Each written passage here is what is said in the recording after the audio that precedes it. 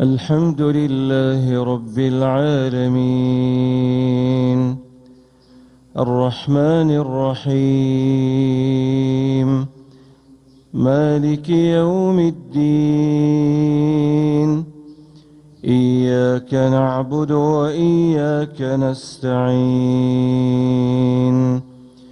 اهدنا الصراط المستقيم صراط الذين أنعمت عليهم غير المغضوب عليهم ولا الضالين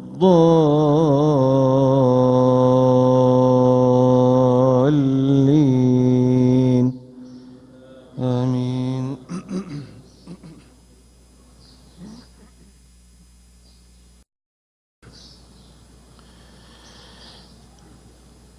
إنا أنزلنا إليك الكتاب بالحق لتحكم بين الناس بما أراك الله ولا تكن للخائنين خصيما واستغفر الله إن الله كان غفورا رحيما ولا تجادل عن الذين يختانون أنفسهم إن الله لا يحب من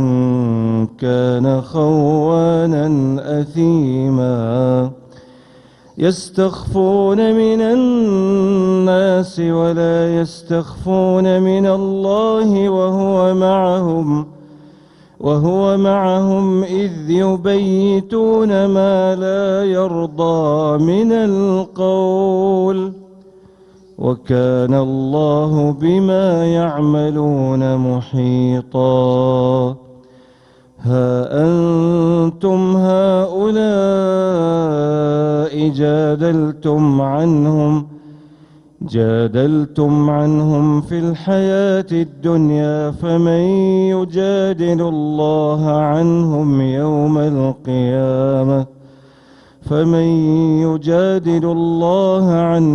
يوم القيامة أم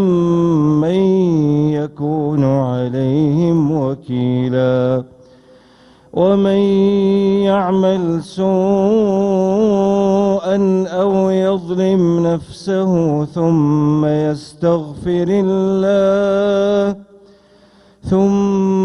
يستغفر الله يجد الله غفورا رحيما ومن يكسب إثما فإنما يكسبه على نفسه وكان الله عليما حكيما ومن يكسب خطيئة أو إثما ثم يرم به بريئا